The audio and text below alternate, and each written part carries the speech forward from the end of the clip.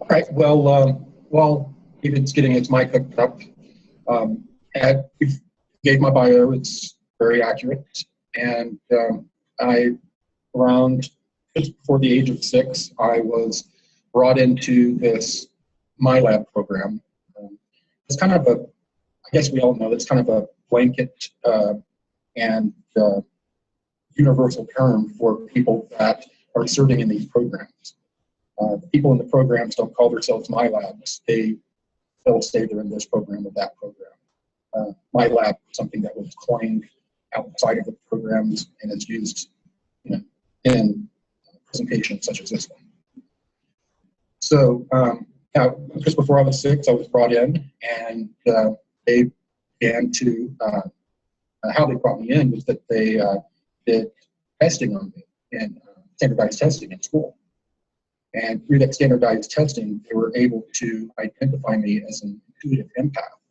And there are a lot of intuitive empaths out there, but ones that have genetic predisposition and spiritual disposition to be able to be used by the military to interface with extraterrestrials is a much lower number, especially in the military. They can't hardly find them. When they do, they utilize them, they overutilize them. So intuitive empaths that are good at or have the ability to interface with these beings are highly coveted and sought after. So, and when you're brought into the different programs, you're treated like an outsider as well. So let's say if you're in one MILAB program and you're sent to support a secret access program, technology program, you'll go in and you'll be treated as an outsider, mainly because of your age and you don't have military training. The MILAB programs are not as prevalent now. They're not bringing people out of schools and bringing them in unbeknownst to their parents. A lot of the people that are youths that are going into these programs are going in with their parents' blessing. Most of them are former military and have signed contracts that made it possible as well. So they're not pulling them out of the public sector as much as they were in the past. A lot of it has to do with all of the media has been concentrating on MILABs. David, do you have anything to add about MILABs? Okay, excellent. David, thank you for joining us. And we're talking about the MILABs, so jump on in. I don't hear my voice in my headphones, but are you guys hearing me as my mouth is moving? Yes, we're hearing you, correct. And is the quality of my audio consistent? You're very clear, yes. Okay. Yep. Yeah, Corey's at a hotel. We won't say which one, but the hotel internet might be a little bit lacking in quality. Yeah, it's very much so. He's definitely not sounding as ideal as he could, but yeah, I mean, I've been aware of this stuff for a long time. There's actually an illustration in my book somewhere of what appears to have been a MILAB contact that I had in high school, where I drew these extraterrestrials. Let's see if I can find it here. There's a log of images at the front. It's pretty amazing. Yeah, here we go. 155. This is actually the book hasn't been released yet, but they sent me some copies of it. So I don't know if you can see this, but if you look carefully at this illustration, this is something I drew in high school when I was obviously my name wasn't Marcia Shalou yet. That only came later in my life. You know, the transition's going very well. That's a joke for everybody. Because I'm listed as Marcia Shalou, right? So if you look here, this was something that I drew after I was listening to the Rolling Stones and the song Sister Morphine, and Mick Jagger sings, "Why Does the Doctor Have No Face?" And this image flashes into my mind. Now, what you see here is, it looks like possibly a UFO hovering over someone lying on his back on the ground, and there's two people bended at the waist looking down at him with the UFO hovering over them as if I was being contacted or in the process of levitation. But then if you really look closely, what's weird about this is that the jaws on these beings, now they're not they're not really grays, are they? They got this weird square military jaw. And it was only years later that I figured out, okay, maybe this is a MILAB, and it doesn't appear that most people who go through this ever remember anything at all. From what Corey has shared with me and some other insiders I've spoken to, this is actually far, far more widespread than people realize. Would you agree with that, Corey? Absolutely. And one of the technologies they use does not allow you to see their face. Oh, really? Yeah. You see a blur in front of the face, or just nothing. I mean, it's a hard thing for people to wrap their heads around, because we're dealing with an oppressive society of secretive people who are messing with us, and there's nothing we can do about it. I think it's important to maintain perspective on this and realize that there are cosmic laws of free will, and we are being returned unharmed. Most of the people that are going through this are not having any lasting damage from this. So there is some kind of a contact taking place, but I don't think that some of these more horrible fear porn scenarios are actually what's happening to people, even if they are having this contact. So, and I just wanted to add one thing as well, David. From I've interviewed several super soldiers all over the world that have come forward, and from what I understand is that they get put into like sort of trip chairs like the Matrix, and they sort of extract their soul and put them into avatars to send them on missions to the jungle of Thailand or whatever. So there's all that stuff is done. Yeah, definitely. Yeah. Gotcha. One of the things that was fascinating, many things that are fascinating in terms of when Corey and I started to compare notes, was that my colleague, Dr. Pete Peterson, actually invented a technology that uses what they call the ports on your back. And actually there's a chapter in this called Pete Peterson, the Tesla of Black Ops, in which I described this invention. The government was doing research on the nervous system, and they found that all the nerves cross over into like a radial pattern in the middle of your shoulder blade. So if you actually feel around here on your shoulder blade, you'll notice there's like a little dip or a little divot in there. And that's actually what they found when they traced out the nerves, is that for some reason that seems to have nothing to do with human survival or any value in any regular evolutionary or biological sense, there's this massive nexus of crisscrossing nerves that go throughout the whole body that intersect right on these points in the shoulder blades. And so he was able to invent something that can actually pump these longitudinal waves or scalar waves, special type of energy, into those points and actually introduce visual images, audio, and thoughts directly into the mind. And we recently demonstrated this to a very well-known Las Vegas tycoon. He was taken into a fighter jet that was parked at one of these military bases in the area. And they allowed him, because the fighter jets, you don't need windows anymore because of this technology. So it's a vision system. And you have these two little metal nubs that go into your ports on your back. And then you can see with your eyes closed whatever you want to look at. And it also has binocular zooming vision. And this is something that I started to talk to Corey about, and he knew all about it because he'd actually used it. So they do use this technology. It's not like the movie The Matrix where they're jacking in through the back of your head. It's actually your shoulder blades. But the point is, the technology does exist. I know who invented it, and there's a whole chapter on that in my new book. So this is all part of things we're going to be able to have access to once we get disclosure. You can download whole languages. You can download all kinds of information directly into your mind. Yeah, you can get a college education in about 30 minutes. It's true. I mean, it's one thing to hear about this stuff. It's another thing when you can interview the person who invented it and get like 2 or 3 hours of much more information depth than you'd ever be able to comprehend, and ask questions and get answers that are so specific that you basically get lost within the first 5 minutes, and you just kind of meditate and hope that you can maybe understand some of what he's explaining to you. You know, I have a fairly good idea of it. He didn't give me enough technical detail to understand exactly how the waves are created or how they generate thoughts, but you can basically record thoughts from one person and replay them into someone else. You can take visual images from a camera and turn them into thought forms that actually appear in the brain as visual images. And apparently it has an incredible zoom capability. So it makes it, it's like you have a God's eye view. You have much better vision with much more telescopic capability than you normally would have as a regular human being. It's quite amazing stuff. Yeah, a lot of the remote optics that they use in a secret space program craft, there's not a lens, there's not a camera, but they're able to view vast different distances and zoom up incredibly close on them. Yeah, that's consistent with exactly what we demonstrated to this Vegas tycoon. And his quote, we can't say the last word because it's a 4-letter word, but you know, the first 3 words that he said before the 4th one were "holy goddamn," and so we call it the "holy goddamn machine" in the book. Okay.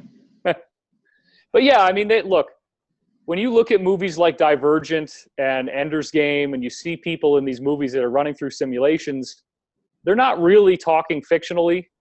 The first review came in of the book because, you know, the major publishing houses get an advanced look at it, and we got a review from Publishers Weekly, and it was quite frosty.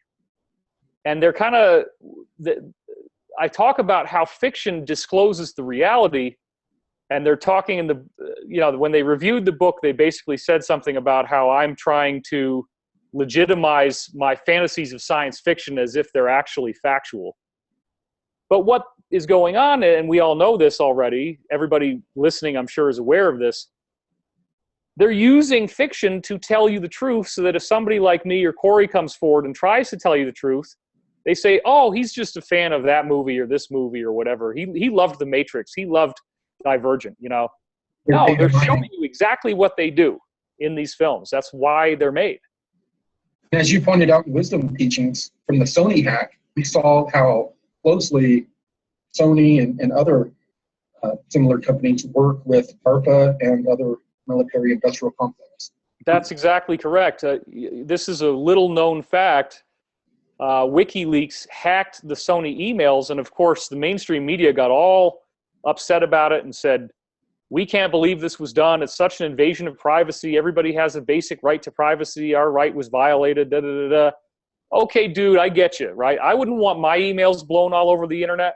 I don't always say the most loving things on my emails, but if you were to find out that I was actually receiving money and tutoring from RAND, which is the military industrial complex think tank, and that people are coming over to my house to have meetings about how I can basically promote that agenda, there was never supposed to be a direct link between the military industrial complex and films, and yet now we have absolute undeniable proof in these emails that DARPA and RAND and these other types of agencies that are, because RAND is just the front, right? It's got DARPA behind it, it's got DIA, it's got these other agencies, that they are actually having full-day meetings at Sony. And what's even crazier is that they're giving exact notes on how certain films should or should not be worded. One of the most interesting things also was some notes from RAND on how to word an article about Snowden, in which all of the aspects of wording that would imply that the U.S. had done anything wrong are sanitized, and it becomes that Snowden's the bad guy and that these are just normal bulk data collection things that are going on. Nothing bad at all. So yeah, we know this stuff. We know there's a direct connection between the military industrial complex and the media. And Corey and I are almost a lone voice in terms of the scope of the disclosure. We've had threats against our lives. It's ongoing. It's not necessarily a fun job, but we're doing it, and the payoff is worth the sacrifice. If we get full disclosure, the effect that's going to have on our society is unimaginable.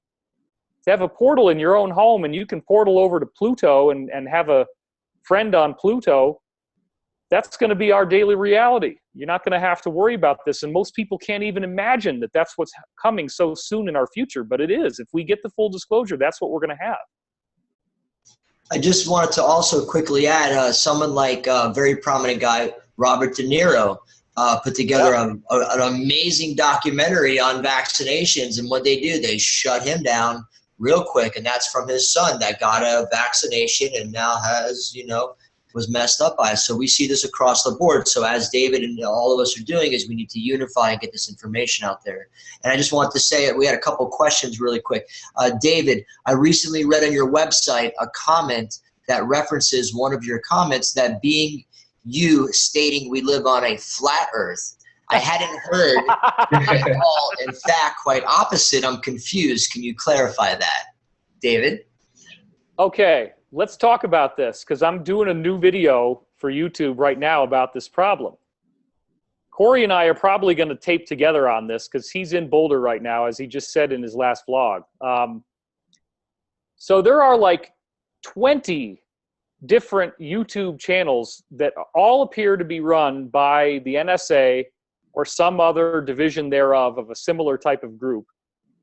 And they are rampantly taking old radio shows that I did, and this goes back to interviews from 2007, 2009, 2010, and they're saying, new 2016, David Wilcock, da-da-da, and we've identified already 3 different channels that actually use my name and my photograph and are posing as if they were me. And then they're answering people's comments. They're putting up videos. In some cases, the videos get well over a 5-figure number of hits because I've got this branding out there from being on Ancient Aliens and having the 2 shows on Gaia that are weekly shows, et cetera, et cetera. Look, this flat earth thing is a fucking joke. Excuse my French. There is no flat earth. If you walk from one side of the earth to the other, or you sail in a sailboat, you're going to go back to where you started. Okay, you're not going to fall off the edge. And I'm sorry, but this whole thing is a deliberately designed con from the NSA groups in order that certain individuals in our community could be lured in by a narrative that's going to make them look absolutely troglodyte ridiculous to everybody else in our community who may be an awakening person to the truth. Look, we can go all the way back to Aristarchus and his simple depictions of the roundness of the earth using, you know, stuff like a sextant and simple rods in the ground. And we can go into things like the Coriolis effect and the fact that when you fire a cannon that you have to bend the target from where you think it would go because the cannon's actually going to spin in the air based on the rotation of the round earth. And the thing that I find most ridiculous is probably a lot of the people that are putting this stuff out, the videos themselves are actually run by the government. They're made by government agents. And then the people who appear to be supporting those videos and being so argumentative in the comments sections, they also are government agents. None of this stuff is true. You look at the moon, you can see it's a ball and that it's rotating, you know, based on where the sun's phase angles are. So for God's sake, don't get sucked into the flat earth nonsense. It's just a joke. Yes, Thank you for clarifying that. The flat earth was originally a thought experiment by the NSA, and it also for some NASA tie-ins as well, is to see how well they could affect the belief systems and understanding of a certain group of people. So it's kind of a deeper experiment. There's a deeper experiment behind it as well. And Corey, a quick question for you. How can you validate that the info from the inner Earth civilizations are true? I'm referring to the ones Martinez lived for a short time. Any information on that, please? Yeah. Well, I can only go off of my intuitive abilities to be able to say what they're saying is true. You know, there are so many different trickster beings out there that I approach all of them saying that I don't just sit there and get all doe-eyed and wide-eyed. I'm in contact with another being, and then just, oh, tell me all the knowledge. You know, if you're that way, you're going to get twisted up very quickly. There are a lot of trickster beings out there pretending to be from the light. Now, Gonzalez, you definitely want to project your voice, buddy, because when you get that quiet, you're basically non-audible. Okay, I may have to lift this up here. It's mine. Gonzalez stayed with them for a protracted long period of time. compared to any other humans that I know of. And he ended up wearing out his welcome because he was walking around, he was pacing off all the corridors, making mental maps, and was trying to gather intelligence for the SSP Alliance. And there are people in the SSP Alliance that do not take everything that the inner Earth groups say as gospel. So they're investigating. You know, from the military standpoint, these inner Earth groups have lied to them in the past. They told them they're from other star systems. They've just given them, information that threw them off of the trail that would lead them back to their headquarters or where they reside. So that has a lot of the people in the military and industrial complex a little bit leery of believing everything that these groups say. And David, this is a question maybe you can answer, or this is coming from Krista in Sedona, one of my star sisters. Shout out to Krista. She wants to say first that she loves both you guys and thanks you both for your service. Cool. And follows your work. She wants to know, was there a trial recently held with certain Dracos being held accountable for their Earth crimes? Any information on that? No, nothing like that has happened according to my intelligence. Yeah, there's a big difference between what's going to happen and what's happened. I want to also respond, we'll get back to that. I want to respond to what Corey was saying on the previous question first, and that is we do have some pretty interesting corroborations that have taken place. Corey had met with me privately and had told me about a particular inner Earth group that had a kind of an extended nose. And then we went and saw Jupiter Ascending, the movie. And in the movie, he's sitting next to me in the movie theater because we watched it together. It was the first time he'd come out to Los Angeles before anybody knew who he was, or his face was not public, his name was not public. We watched this film, and as he saw that being in the movie, his whole body goes, and he actually gasped. And then we find out that there was this thing called the Shaver Mysteries. This guy, Richard Shaver, claimed that he'd been brought to the inner Earth and was given all this information about beings that looked the same with this kind of elephant-type trunk nose.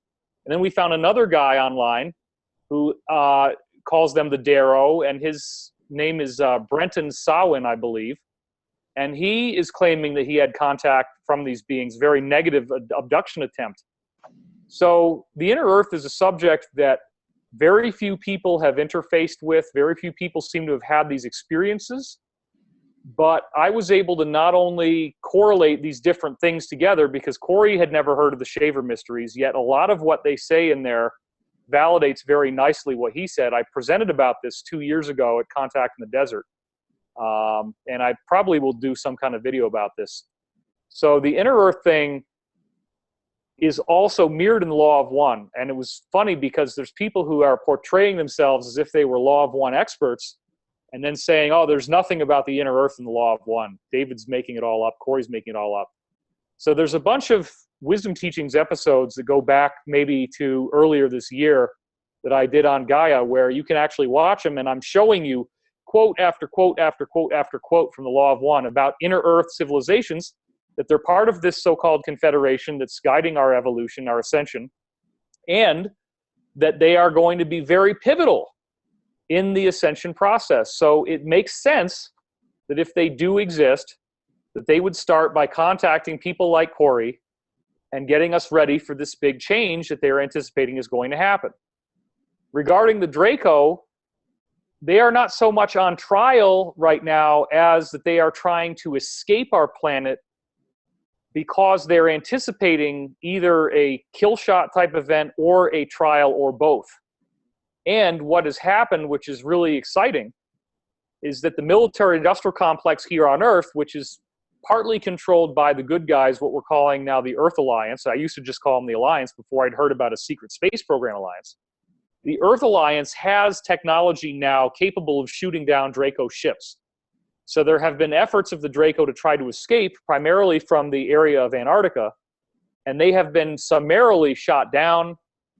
So there's a large contingent of them in Antarctica. They have massive bases under the ice there, where there's these natural volcanic pockets that keep it warm enough that they can breathe and live, and they're not able to escape. So in the future, it does appear that we will see some sort of public trials coming out. And it's an exciting development that I've been asked actually in my dream state if I would participate in those, and I answered that I would. So it's going to be intense. I mean, when people find out what's been done to them, it's going to be shocking. And I'd like to throw this back to Corey for a second, because he has an update that we really need to get out on this show, and that was just released in his part 1 that he put out a couple days ago, about a different extraterrestrial civilization, very similar to humans, that were also enslaved by the Draco, and they have already thrown them off. So, Corey, why don't you just briefly, because I know we need to cover this, so you probably should get it in there while we have a chance. Sure. Yes. On a fairly recent meeting where I was taken by a blue spear to talk to your era,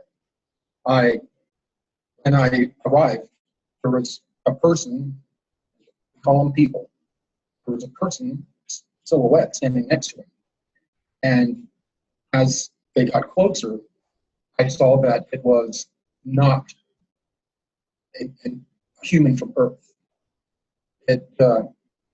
He had skin texture that looked very much like you see in North Africa, like, you know, in Libya, Egypt, those kinds, those countries. They had a kind of an orange, it's an orange hue to it, a little bit, an orange glow, tint. So he spoke to me in perfect English without any accent. It blew my mind. I expected some sort of nonverbal communication. And he let me know that they had been studying us for a long period of time. Corey, you got to hold your mic closer to your mouth. A lot of people can't hear you. Okay. He informed me that his people had been watching our people for a long period of time. They had been watching our television, our radio. They've been all through our internet, and they were gathering information on us because they want to come after we have thrown off the shackles like they did just a few generations ago. And, one thing I didn't add is he said that their life cycle was 300 revolutions around their star. So that, and whatever their year is, you couldn't equate it over to Earth or anything. So what he also communicated was that in the past, his people had been on Earth as refugees, that many times in the past, the Earth had been sort of an ET commune almost, that many different groups that were having issues in their star system came to Earth and found refuge and lived relatively in peace with the inhabitants here and each other. So that's, is there something else? Well, Corey, they also told you, or Mika, this guy's name was Mika, he also told you that, and this is just, I have the same information everybody else does because I read the update you wrote, that he told you that in the future, we could end up collaborating with them, right? Yes, that's the whole reason. Yeah, the whole reason that they have been studying us is that he told me that the problems of his people were not as significant as ours, complicated as ours on Earth, but that there were enough correlations that they would be very instrumental and helpful in our transition after we've thrown off the shackles. And it's the same group that had enslaved his people, the Draco Alliance, which is made up of reptilian and these insectoids, as well as these tall, blonde, fairly big foreheaded beings with 6 fingers that a lot of people will call Nordics, but they are a human race, that they're a conquered race that are in servitude to this Orion. Well, and the other thing, Corey, which your update, there's some very significant developments that have happened as a result of this update, and this appears to be the most immediate way we can discuss this since we're doing this and it's live and we're on video as well. First of all, there was a very intense amount of discussion you gave about the idea of some kind of solar event. Yes. And this is actually something that I started to talk about intensely in Source Field Investigations, my first book. I didn't really talk about that much in Synchronicity Key, but now I very much talk about it in the new book with all kinds of references to ancient scriptures of different religions. You got Islam, you got Hinduism, you got Buddhism, Zoroastrianism, Christianity. I mean, they all are predicting pretty much the same thing. And when you really kind of do your homework, and this also includes, I did some great new research in here on Greek and Roman philosophy. Specifically, there's a philosophy called Stoicism. And there's a word you can look up, and I'm finally going to put this out there. I didn't want it stolen from me before this point. But the word is ekpyrosis. And there's different ways to spell it, but you can look it up right now. Try this one, ekpyrosis. That's one way to spell it. Another way to spell it is ecpyrosis. Now, what is ekpyrosis? It is a widespread belief in many philosophical teachings from Greece and Rome that the sun is going to give off this massive flash of energy. So it's not just the religions. If you look up ekpyrosis, it is the science, and it's talked about in these various philosophical texts from these guys that are called Stoics or Stoicism. And I'm looking at papers that have only had maybe 25 views online that are intense scholarly academic investigations of this widespread belief in Greek and Roman times that the sun was going to do this. But it all was kept in secret societies. It was swept under the rug. People don't know about this. They don't understand that we are not just talking about some ridiculous Christian rapture where, you know, the believers of the 144,000 fly up into the air like kites while everybody else burns in fire. This is a very widespread belief, which Corey's new information, Corey, I want to throw this back to you because this is another thing we definitely need to cover as soon as we can before we run out of time.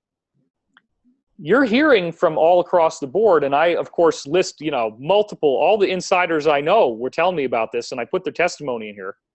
Everybody thinks this is going to happen on the inside. It's just a question of exactly what it is and what is it going to do, right, Corey? Exactly. Gonzalez, when he communicated with me what was about the subject, had stated that out of all these different secret syndicates that run the world, they don't all have the same belief system. They have a wide spectrum of different beliefs, and some of them are more on the esoteric end of the spectrum and believe, as we do, that there's going to be some sort of an ascension or energetic change, and they see it as something that they need to hide from. This ascension is not going to be good for them.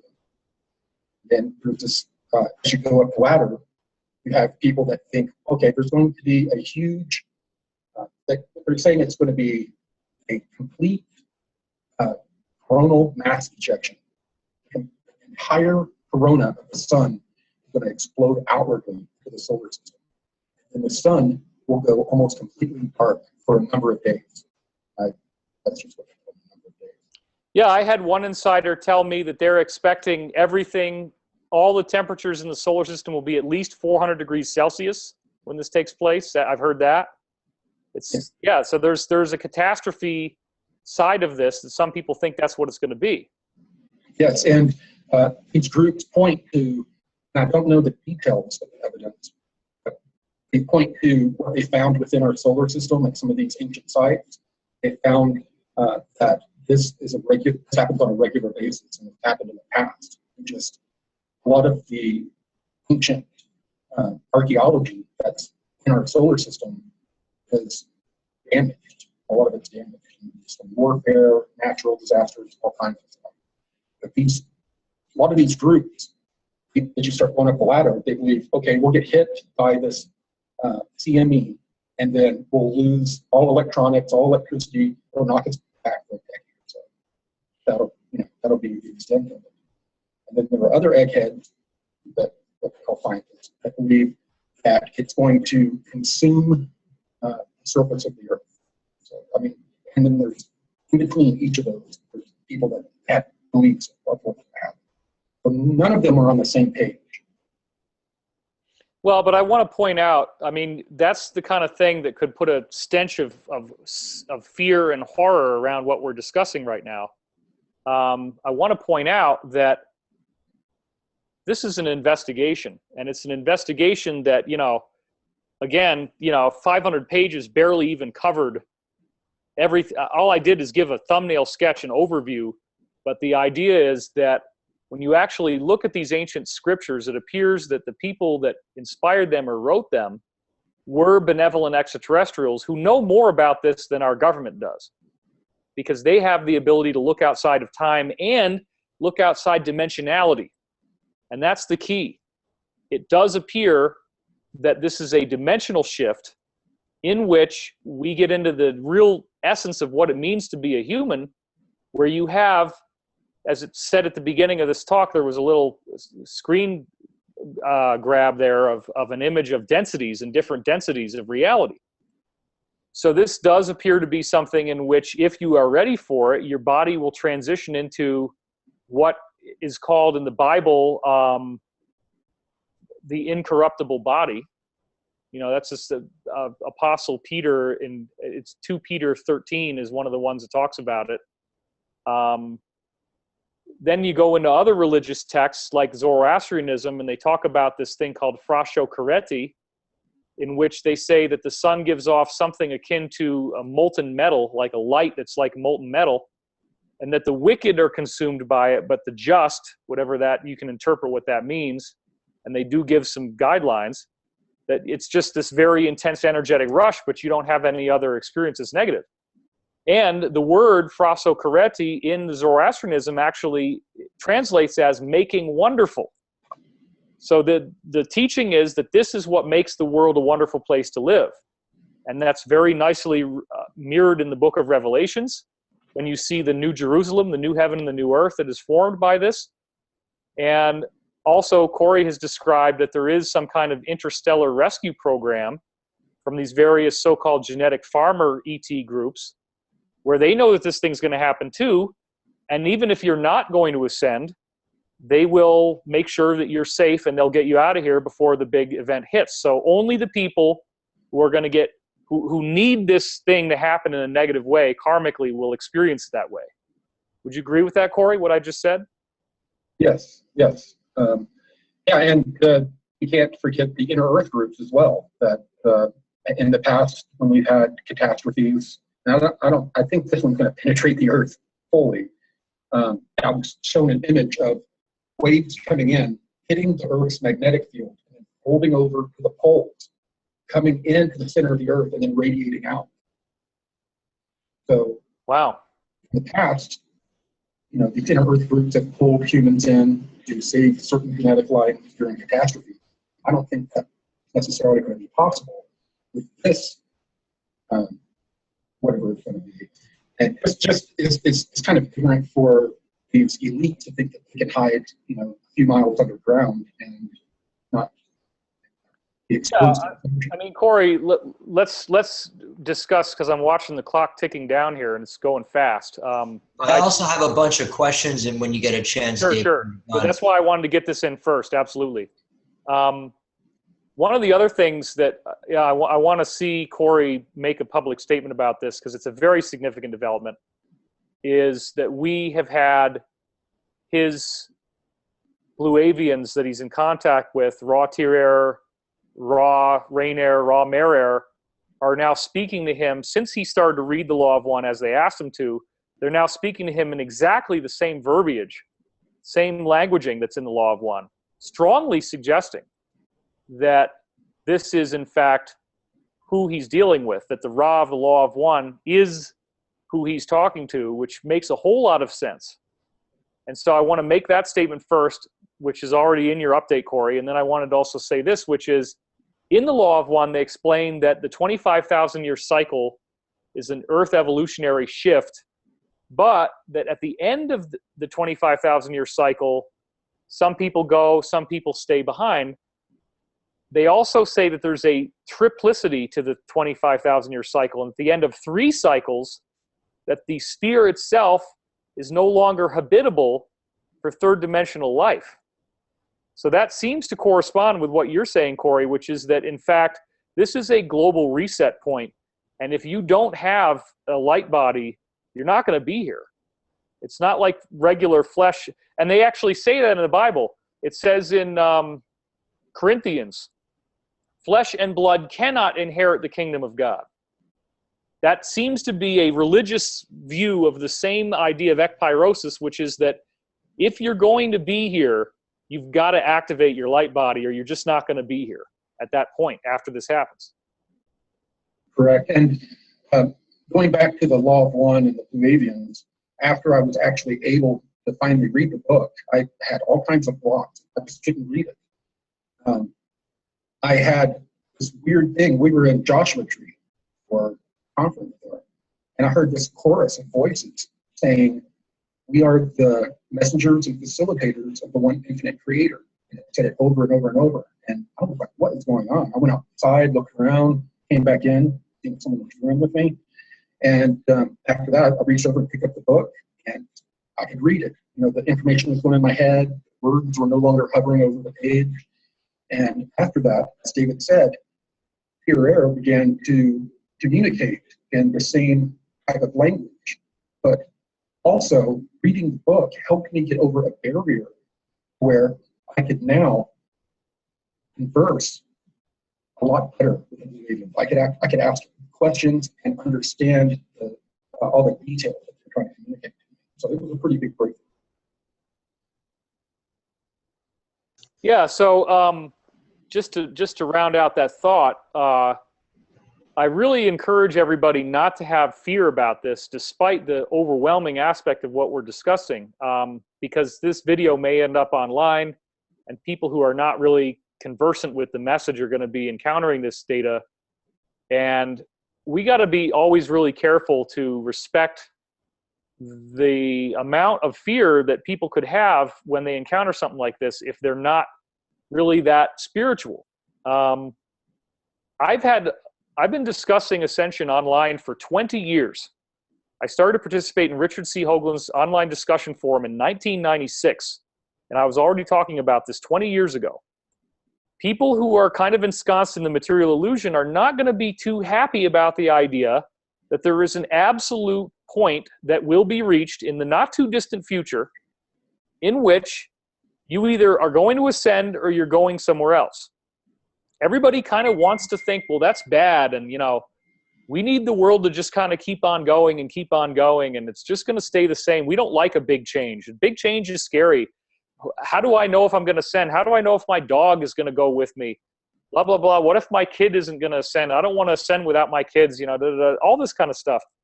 You have to understand that, first of all, on the pet question, we know that animals will become human in their next cycle. If most pets actually are now inspirited, and they will be able to return as human, and that's what we provide them as like their ascension. So don't deny your pet their own ascension to be able to become a human being. That's number one. Number two, children are innocent before a certain age, and they're not going to be subject to the laws of karma. So even if your kid is rambunctious and causes trouble, most likely if you're ascending, your child is going to be ascending too. So you don't need to worry about that. Also, it appears from some of the stuff that I was told in the 90s that once ascension starts to happen, that it doesn't happen all at once. It goes in waves. And that people will be able to appear before those who haven't ascended yet in light body and tell them what happened and help them be prepared. And that's one of the subjects that we don't really know. Like, okay, is the solar flash just one flash, or is it a series of flashes? And Corey, in your remote viewing that you had, remember, it wasn't just one flash. It was like a series of events. It was a sequence. It was flash, then flash, flash, flash, flash, flash. It happened like that. Implying that we are not just going to have one sudden event that's like, that's it, but that there could be phases of this. We also have gotten new intel from 3 different interconnecting sources. Very interesting. I've talked about this briefly regarding tankers and various ships that are very large, run by the Draco, that are cloaked in lower Earth orbit, that are actually restricting us from ascension, that would already be happening to us now. and that these tankers, the military-industrial complex now has the ability to shoot these tankers down, and there's two main ones apparently orbiting the Earth. But if they do that, we will all be thrown into the equivalent of a psychedelic acid trip. And it's not a bad thing, but it's the scope of perspective change that will happen when you begin interfacing with the full thrust of this energy that's coming from the sun. You're going to have telepathy. You're going to have these paranormal abilities suddenly arise. And Corey, you talked about, and it'd be good to review that some of the SSP people experimented with these new solar energies and zapped people with them. And what happened to those people?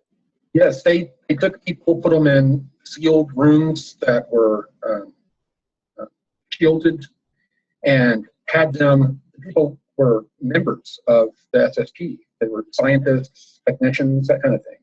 They would put them in this room and say, okay, do this job. And then it would be one people, it would be multiple people.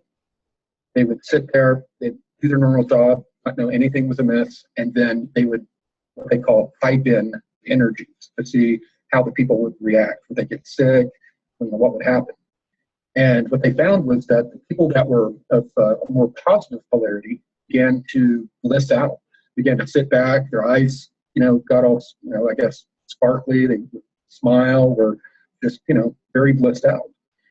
But the people that were more of a negative polarity, a lot of the military types that had been in conflicts and that kind of thing, and just, your normal person that is just self-serving, in the same room, had the same energies piped in, and they became violent. They became, they called it end-time madness, is what they were calling it.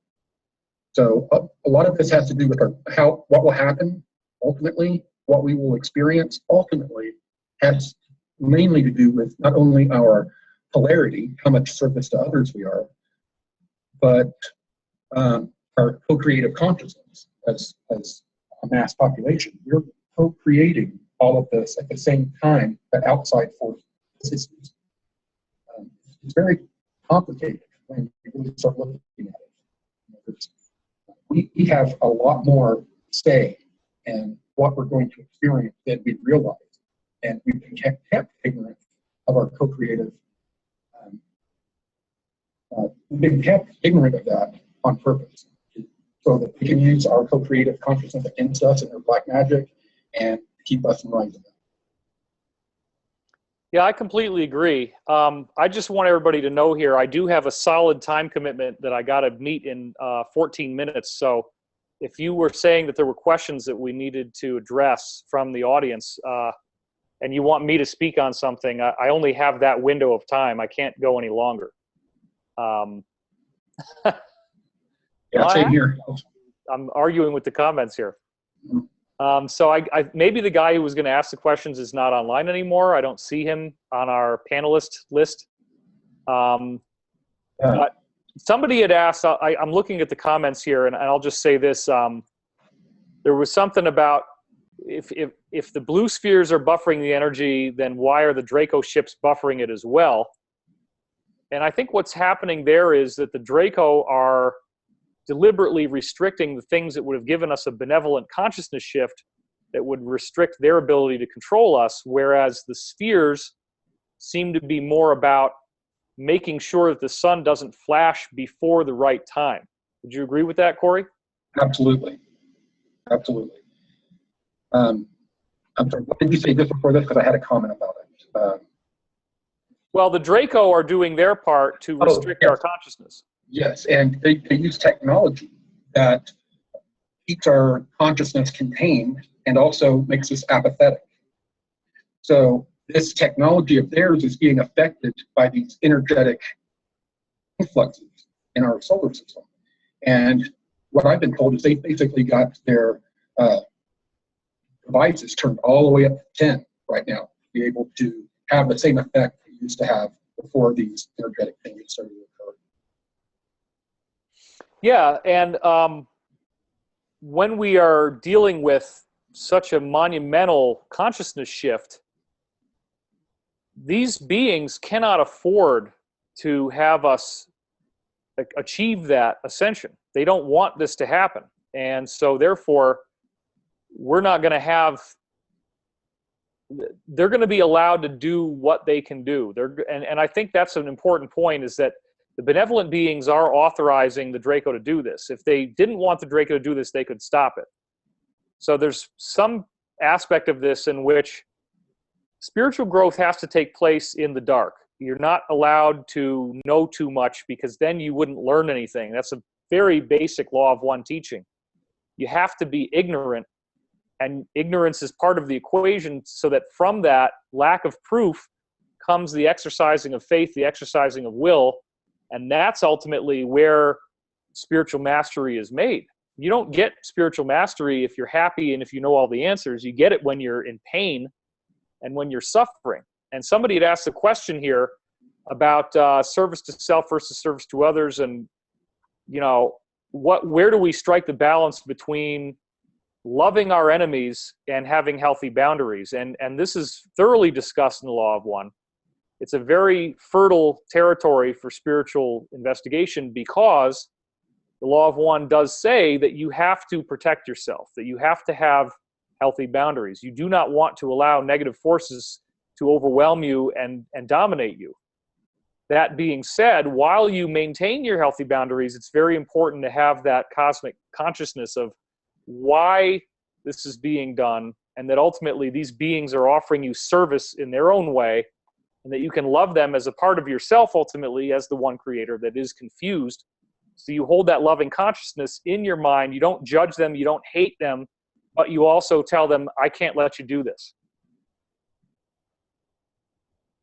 Corey, you're the only other guy who's unmuted. So Yeah, well, you agree with that? Yes, I do agree with that. And we may only have time for one or two questions if Richard.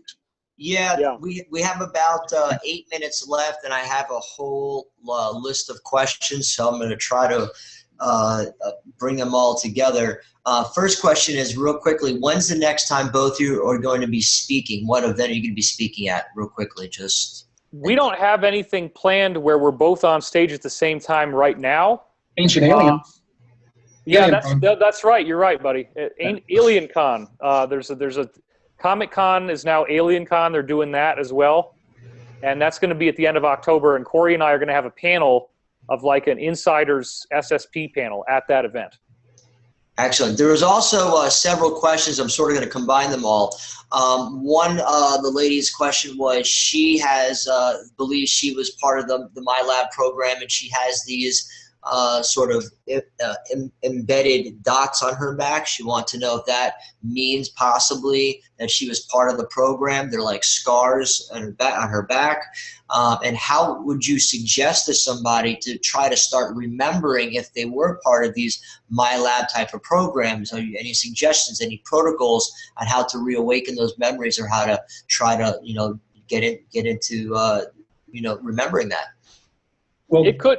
Go ahead, Corey. Okay, sorry. The waves of overcoming the programming and the mind control are as various as human beings that have had the mind control or memory wipes, blank slating they call it. So I was in the 3 to 5% of people that they could not successfully mind wipe or reprogram totally. So I did not have to go through the steps of, having little memories and then start to, pull from them and recover them. I know that there's repression therapists. You have to make sure you pick one that's really responsible. They can add memories and experiences where there are none. David, do you know of any protocols for recovering memories if you feel like you've been in one of these programs? Yeah, there's a variety of things, and I think it's really important to remember that this is a subject very much involving your higher self, this aspect of you that's in what the Law of One would call sixth density, that is directing all your incarnations from an overview perspective. And the higher self's goal is to promote your consciousness evolving at a speed that you can tolerate. So it's very important to be able to make contact with your higher self, and you can start out by using things like divination. Meditation is very important. As you progress, you'll discover that dreams can become very valuable. And it's very common for people to begin accessing these memories in the guise of dreams and meditation. You'll have a dream that has some fragment of it, and then that might trigger a memory that will start to live within you as it goes on. And I've had a lot of data come to me that way. Excellent. Another question, which a couple people have prompted about. The blue avions, we've heard a lot about them just the last few years. Can you talk a little bit about why just now they're coming into the talk, just why now we're hearing about them? Just the last few years, it seems a lot of information has been coming in. Well, Richard, the time where they're coming in to connect with us? Richard, that's actually not the case. We did a whole 2 episodes of Cosmic Disclosure with William Henry, in which he did a masterful, prodigious amount of research to show that blue avians are all over the place in ancient Egyptian iconography, temple paintings. They show up in Buddhism. They show up in Hinduism. This is not anything new. It's just that these beings apparently didn't want to show themselves to us until the right time in our history, but then we were able to go back to old history and find out that they were actually very prevalent. Got it. Excellent. Yeah. And one more quick question for both of you. Is the chemtrails affecting people being able to contact with their higher self? I would say yes. I've heard from insiders that there are alien chemtrails as well as cabal chemtrails, and that both groups are both types of chemtrails exist. The chemtrailing is a multifaceted problem. It's considered very serious. Our government doesn't want to tell us about it because part of it is being done by extraterrestrials, apparently. But also, again, bear in mind that the benevolent forces are preventing anything from being weaponized to a point where it would really cause mass destruction. So none of this is ever going to be allowed to go beyond something that's more of like a splinter in the mind that triggers our awakening. It's not going to actually be something that could cause mass death. But yeah, chemtrails are real. We've heard a lot about this, and that will be stopped as all this stuff unrolls and as we get disclosure and we get the defeat of the bad guys. So we're in the last waning months or years of this being a problem. And I know that from my show, Starseed Radio, we've had a lot of scientists on that have tested chemtrails and have found multi-dimensional nanofibers in them, which is part of what they're doing, is covering these multi-dimensional nanofibers which respond to electromagnetic signals, so they could fake an ET invasion or things like that. So there's a lot going on in that world. Who knows what the chemtrail program will come from. One more question. If you want to recall your past to see if you were part of any of the programs, quantum healing, therapy, look at DoloresCannon.com. I'm sure you both have know her, so I just wanted to throw that out there. And also, before we go, if you have any information you'd like to give out, your website, webinars coming up, like you just said, now would be the time. Cool. I gotta jump, so I'll do that first. I'm very excited about working for Gaia and having 2 weekly shows. Corey and I are now finding other insiders and bringing them in. Cosmic Disclosure has had a quantum leap because we got this 94-year-old World War II veteran, William Tompkins, who has validated Draco reptilians, Antarctic ice bases, all kinds of amazing stuff, and we're coming out with that. I have his quotes and his testimony in this new book along with others, and it's an amazing read. I would recommend it highly. If you pre-order it, you save money, and you help us get on the New York Times bestseller list. Corey and I are speaking at AlienCon coming up, and he and I are actually about to be meeting in person as well, so I'm not seeing the last of him. But anyway, I want to thank all of you guys. My website is divinecosmos.com. I just released a new video. I highly recommend seeing it. It's called The Ascension Mysteries, 2 hours long. I have a really cool cinematic intro that I designed myself in there. And I have a new website, which is DWilcock, DWILCOCK.com, that you can use to sign up for Ascension updates coming straight from me. And so put your email in on that, and you'll be in on that group list as well. So I was glad to participate today. Thank you, Richard. Thank you, everybody, for being out there. And thank you, Corey, for bringing me in on this. It's been awesome. And real quickly before you go, if you could just leave us with one quote or one way that everyone listening, participating can help with this ascension or raise their vibration, what would you tell everybody? Just a one sentence, one quote. Well, we used to joke about this because the Law of One message is extremely simple. And if there were only 3 words that the beings really wanted you to know, it would be just be nice. And if you can really, seriously though, we make it complex. We like complexity. Our minds want complexity, when in fact, all you have to do in the service to others path is just be kind, compassionate, forgiving, patient, loving. And the challenge is how to apply that in the world that is throwing all these obstacles at you that challenge you to not be patient, forgiving, loving, and kind. And so the more that you can practice that, especially in the times when you normally wouldn't feel loving at all, that's really the key. Excellent. I also, from what I've learned, one piece is it's all about self-empowerment. At the end of the day, that's the biggest secret they don't want us to know, is just how powerful each of us are. So and I do have my, since everybody's talking about T-shirts in the discussion forum, I am wearing my Contact in the Desert. There you go. Great. Thank you so much, David, for your service and your work. Really appreciate it. Thank you. Awesome. Thank you. Yes. And before we go, any last words, comments, and updating events that you wanted to give out? Sure. I'm giving my first solo conference, excuse me, at Mount Shasta here. And, it's like about a week now. And I started a new vlog. If you go to YouTube and look for Goode Vlog, my last name, Goode, BLOG, then and subscribe, you will begin to get a lot of the behind-the-scenes videos that we're shooting. We're about to shoot some here in a few minutes for behind-the-scenes of Cosmic Disclosure.